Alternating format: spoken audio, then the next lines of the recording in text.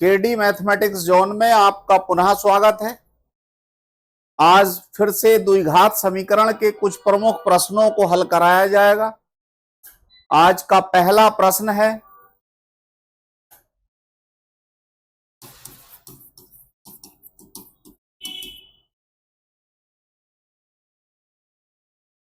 के का वह धनात्मक मान ज्ञात कीजिए जिसके लिए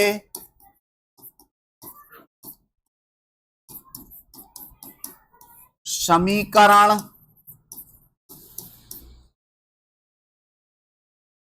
x square plus k x plus 64 बराबर 0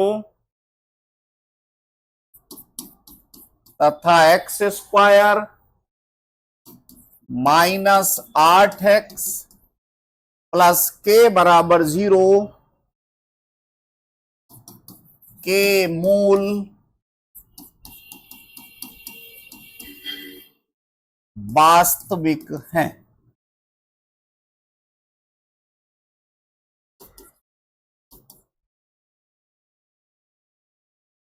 करें के का वह धनात्मक मान ज्ञात कीजिए जिसके लिए समीकरण x square plus k x plus 64 बराबर 0 और x square minus 8x plus के बराबर 0 के मूल वास्तविक हैं। पहला समीकरण x square plus k x plus 64 बराबर 0, इसकी तुलना a x square plus b x plus c बराबर 0 से की। ए बराबर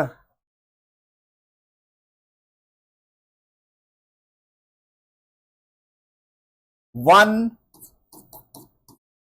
बी बराबर के, सी बराबर हो गया 64। अब कह रहे मूल वास्तविक हैं।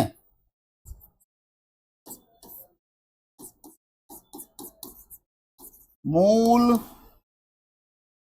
वास्तविक हैं, अतः b square minus 4ac greater than equal to 0।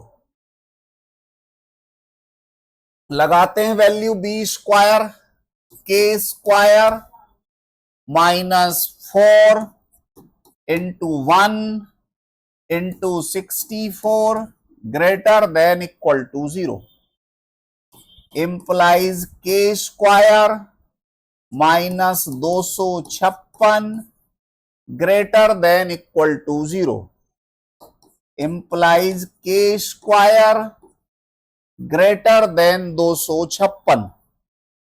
Under root निकाला दोनों साइड। अब आता है के ग्रेटर देन इक्वल टू 16। पहले इक्वेशन के लिए कंडीशन बनता है के का मान 16 से ज्यादा या उसके बराबर। दूसरा इक्वेशन लेते हैं। दूसरा इक्वेशन है यहां पर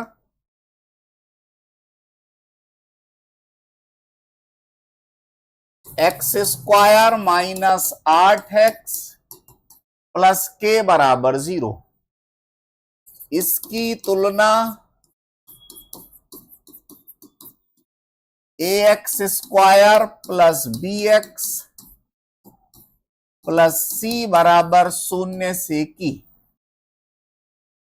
तब मिलता a equal to 1, b equal to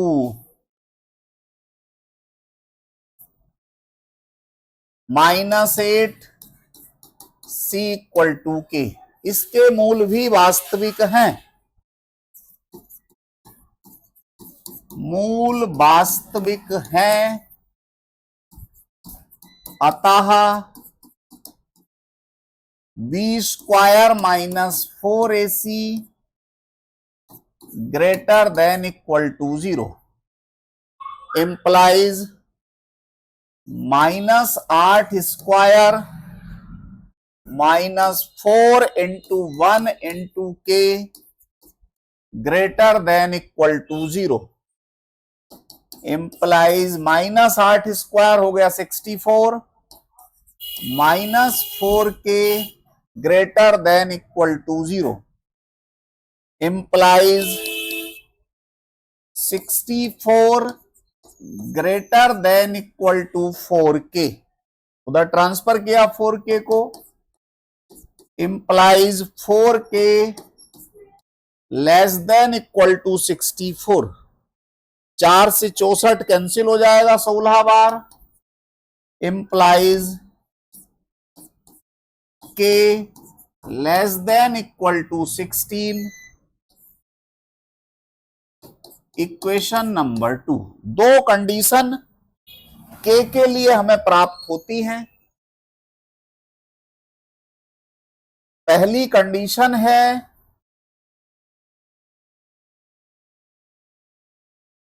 के ग्रेटर देन इक्वल टू 16 और दूसरी कंडीशन है के लेस देन इक्वल टू 16। दोनों को मिलाया तब बनता है के greater than equal to 16 less than equal to 16 मतलब के का मान 16 से बड़ा या उसके बराबर और 16 से छोटा या उसके बराबर है। इसका मीनिंग होता है के का मान एग्जैक्ट 16 है। आंसर। अगला प्रश्न लेते हैं।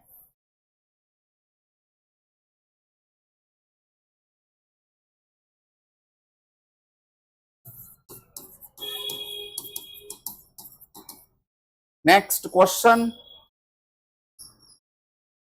एक समकोण त्रिभुज का परिमाप 60 सेंटीमीटर है।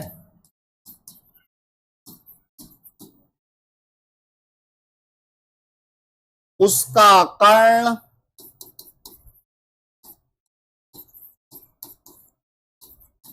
25 सेंटीमीटर है। तब उसका क्षेत्रफल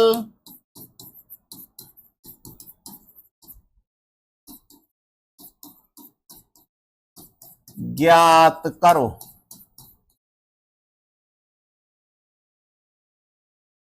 सॉल्यूशन इसका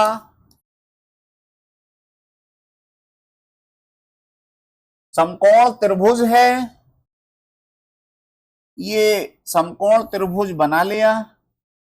कर्ण है इसका 25 सेंटीमीटर। एक भुजा हमने मान ली x सेंटीमीटर, दूसरी 22 centimetre. Point A, point B, point C. इसमें कहा जा रहा है कि परिमाप 60 सेंटीमीटर है। परिमाप का मीनिंग होता है तीनों भुजाओं का योग 60 है क्वेश्चन के अनुसार। x प्लस वाई प्लस 25 बराबर 60। x प्लस वाई बराबर 60 माइनस 25। x प्लस वाई बराबर हो गया ये 35। Equation number 1। दूसरा इक्वेशन बनाते हैं। इसमें लंब स्क्वायर प्लस आधार स्क्वायर इक्वल टू कर्ण स्क्वायर।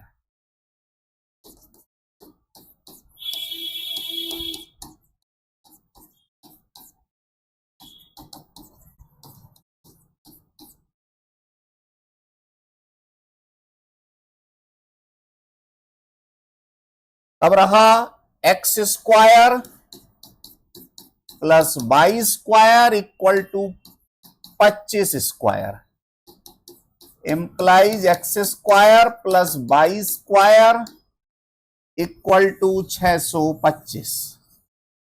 Equation number 2। समीकरण 1 में है x plus y equal to 35, समीकरण 2 में है x square plus 22 square equal to 625। समीकरण 1 का वर्ग किया तब मिलता है एक्स प्लस वाई स्क्वायर बराबर 35 square, implies x square plus y square plus 2xy बराबर 1225। X square plus y square का मान लगाया 625 plus 2xy equal to 1225, 2xy equal to 600, implies x y equal to 300। अब कह रहे हैं समकोण त्रिभुज का क्षेत्रफल ज्ञात करो। तब क्षेत्रफल बराबर 1/2 इंटू लंब इंटू आधार equal to 1/2 into x into y equal to 1/2 into x y का वैल्यू है 300 लगा दीजिए, इक्वल टू 150 वर्ग सेंटीमीटर आंसर। इस समकोण त्रिभुज का क्षेत्रफल बनता है 150 वर्ग सेंटीमीटर। नेक्स्ट प्रश्न।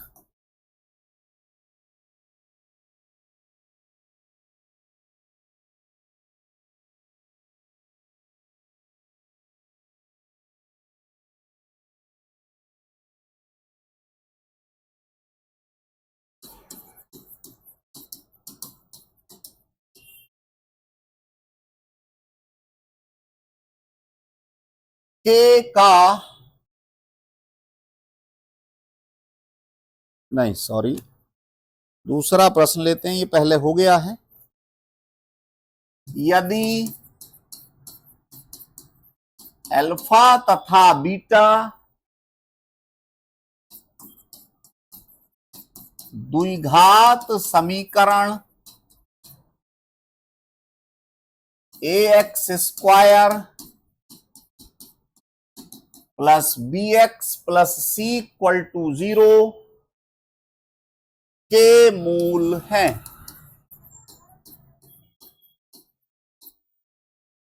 तब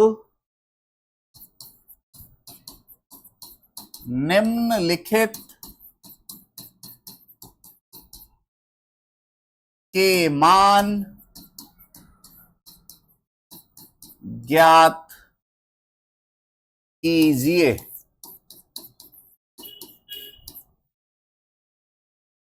alpha square plus beta square plus alpha beta.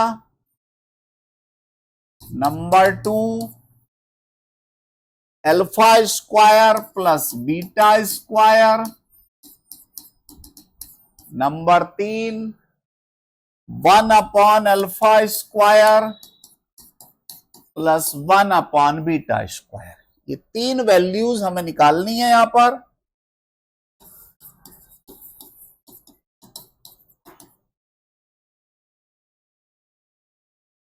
समीकरण दिया है आपको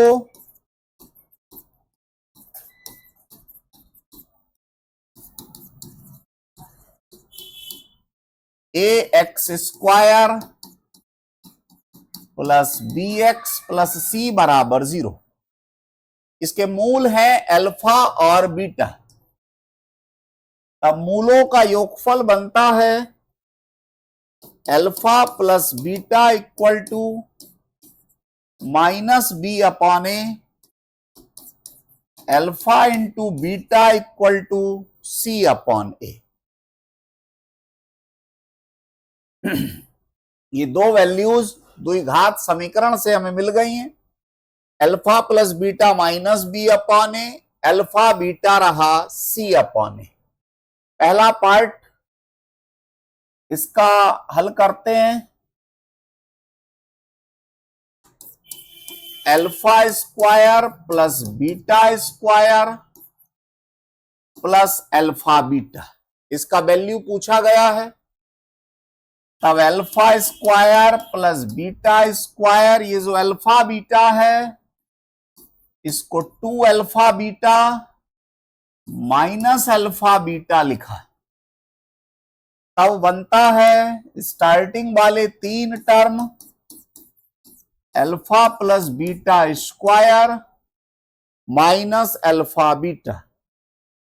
अल्फा प्लस बीटा की value minus B upon A square minus c upon a equal to b square upon A square minus c upon a equal to a square LCM b square minus a c. Answer पहले term की value आती है b square minus a c upon A square. Second part,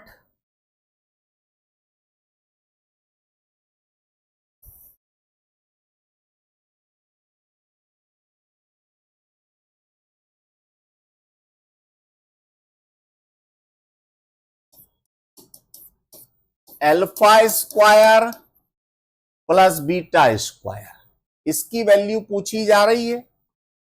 निकालते हैं इसका मान। Equal to alpha square plus beta square plus 2 alpha beta minus 2 alpha beta equal to alpha plus beta square minus 2 alpha beta. Alpha plus beta की value है minus B upon A square minus 2 into c upon a equal to b square upon A square minus 2 c upon a. LCM हो गया a square, तब रहा b square minus 2ac। Second part का answer.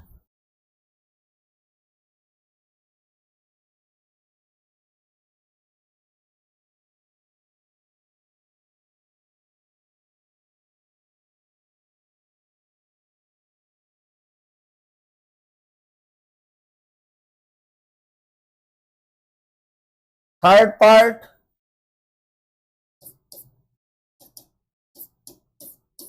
One upon alpha square plus 1 upon beta square equal to LCM लिया alpha square beta square, तब ऊपर बनता है alpha square plus beta square. Alpha square plus beta square की value अभी second part में निकाली थी, वहां से लगा सकते हैं या फिर से निकाल सकते हैं। Alpha square plus beta square plus 2 alpha beta minus 2 alpha beta upon alpha beta square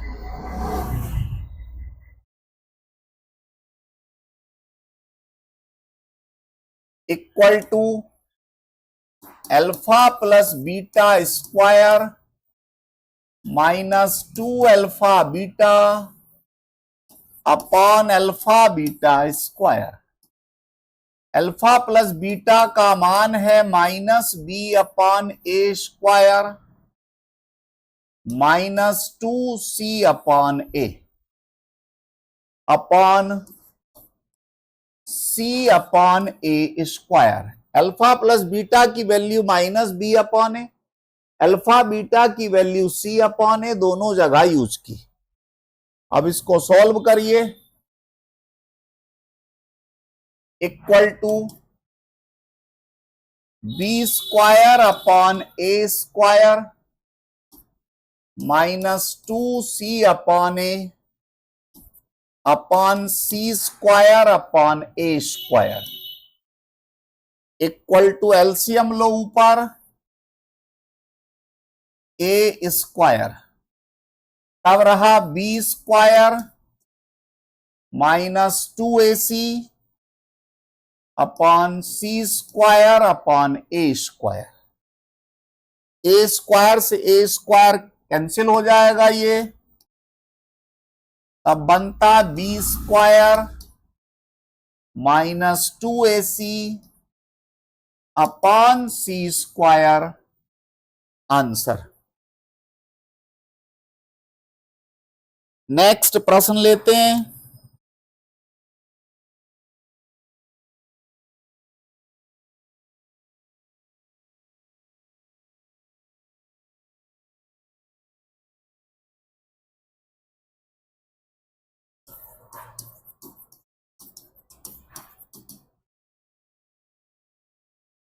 x square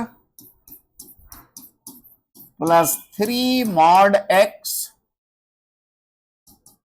plus 2 equal to 0 के वास्तविक मूल लिखिए।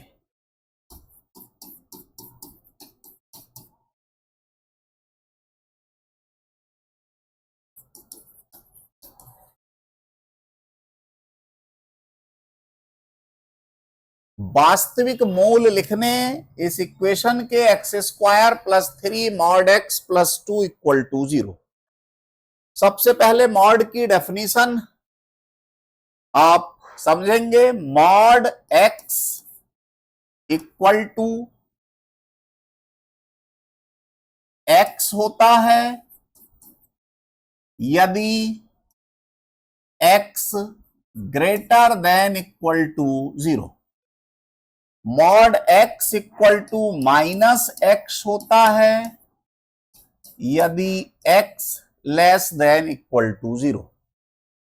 एक्स धनात्मक है या शून्य के बराबर है तब मॉड एक्स इक्वल टू रहेगा एक्स, और यदि एक्स ऋणात्मक है तब मॉड एक्स इक्वल टू रहता है माइनस एक्स। तो यहां पर दो केस डिस्कस करेंगे। एक्स धनात्मक भी हो सकता है, एक्स ऋणात्मक भी हो सकता है। केस 1, यदि x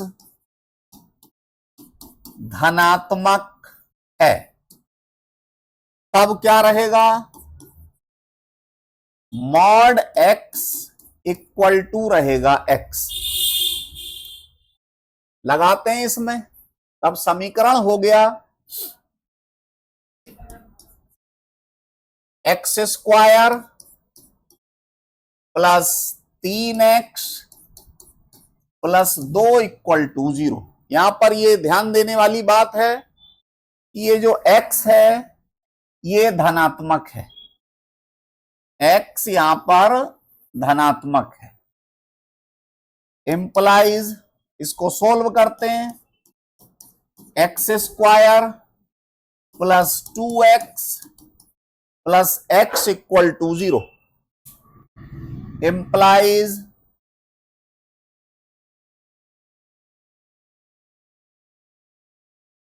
x plus 2 plus 1x plus 2 equal to 0 implies x plus 2 x plus 1 equal to 0।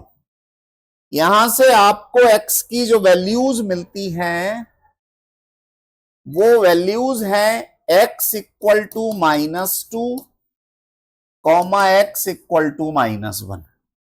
Condition थी कि x धनात्मक है, इसी को मानते हुए इस समीकरण को हल किया जा रहा है।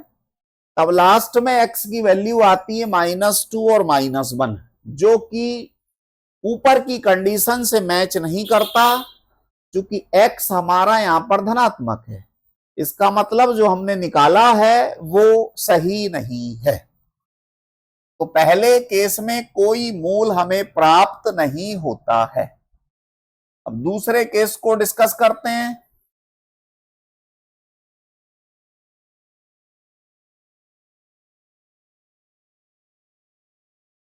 सेकंड केस है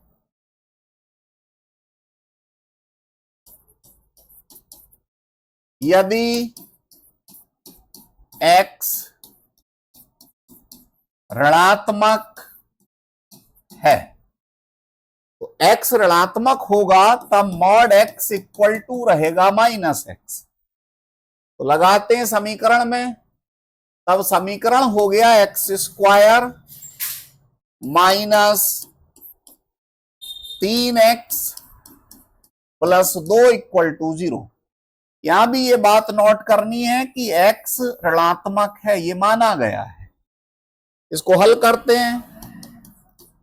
x² -2x + x + 2 = 0 implies x² -2x -x + 2 = 0 implies x common x -2 -1 common x -2 = 0 implies x -2 x -1 = 0। यहां से आपको मिलता है x = 2, 1। दोनों वैल्यूज जो x की आती हैं वो धनात्मक हैं, और स्टार्टिंग में माना गया है कि x ऋणात्मक है। दैट मीन ये भी सही प्राप्त नहीं होता है, अर्थात पहले केस में भी कोई वास्तविक मूल नहीं मिल रहा है और दूसरे केस में भी कोई वास्तविक मूल नहीं मिल रहा है। अब इस क्वेश्चन का आंसर रहेगा कि इस समीकरण का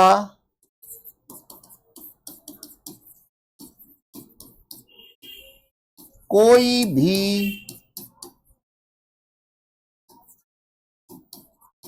वास्तविक मूल प्राप्त नहीं होता है। इस समीकरण का कोई भी वास्तविक मूल प्राप्त नहीं होता है।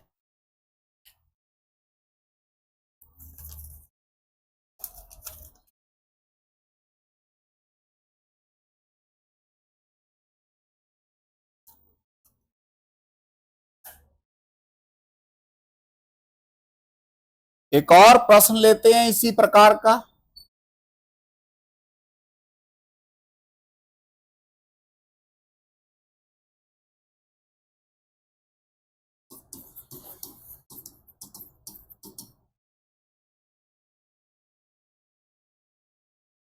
समीकरण के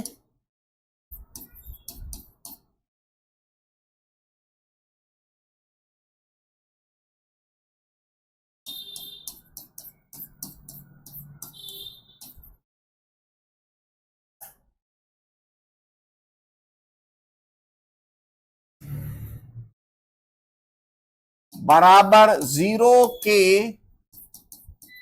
सभी वास्तविक मूल ज्ञात कीजिए। सॉल्यूशन देखते हैं इसका। ये भी इससे पहले सवाल जैसा ही है। मॉड की डेफिनेशन का इसमें भी यूज करेंगे। केस 1, यदि x धनात्मक है तब डेफिनेशन के अनुसार मॉड x बराबर x रहेगा। अगर x धनात्मक है तब मॉड x बराबर रहता है x।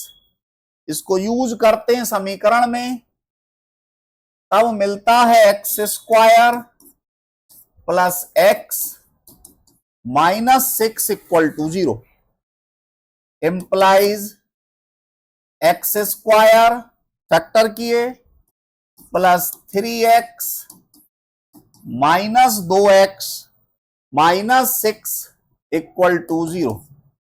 x common, x plus 3 minus 2 common, x plus 3 equal to 0 implies x plus 3 x minus 2 equal to 0 implies यहां से आपको मिलता है x equal to minus 3 comma 2। अब देखते कौन सा यहां पर हम लेंगे और किसको छोड़ा जाएगा।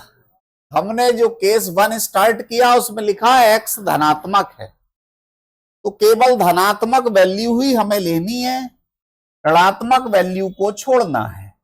तो ये -3 हमारे काम का यहां पर नहीं है, केवल एक मूल यहां से मिलता है। पहला मूल इधर लिख रहे हैं हम,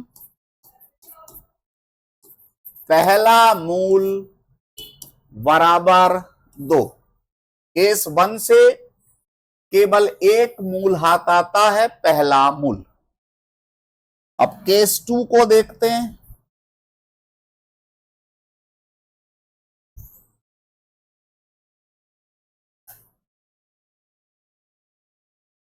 केस 2, यदि x ऋणात्मक है, x ऋणात्मक है तब मॉड x बराबर रहेगा माइनस x। तब मिलता है x square minus x minus 6 बराबर 0 implies x square minus 3x minus 2x minus 6 बराबर 0। X square minus 3x plus 2x minus 6 बराबर 0। x common x minus 3 plus 2 common x minus 3 बराबर 0। x minus 3 x plus 2 बराबर 0। यहां से x की values मिलती हैं 3 कॉमा माइनस 2। कंडीशन में हमने माना है x का मान ऋणात्मक है। दैट मीन ये जो x इक्वल टू 3 आया है धनात्मक, ये यहां पर नहीं लिया जाएगा, इसको छोड़ा जाएगा, केवल ऋणात्मक वैल्यू ली जाएगी। तब आपको मिलता है दूसरा मूल बराबर -2। तब इस समीकरण के केवल 2 वास्तविक मूल आते हैं। लिख रहे हैं इनको, मूल बराबर पहला मूल है 2, दूसरा मूल है -2। आंसर। आज के लेक्चर को यहीं समाप्त करते हैं। कल इससे अगले प्रश्नों को आपको हल कराया जाएगा। धन्यवाद।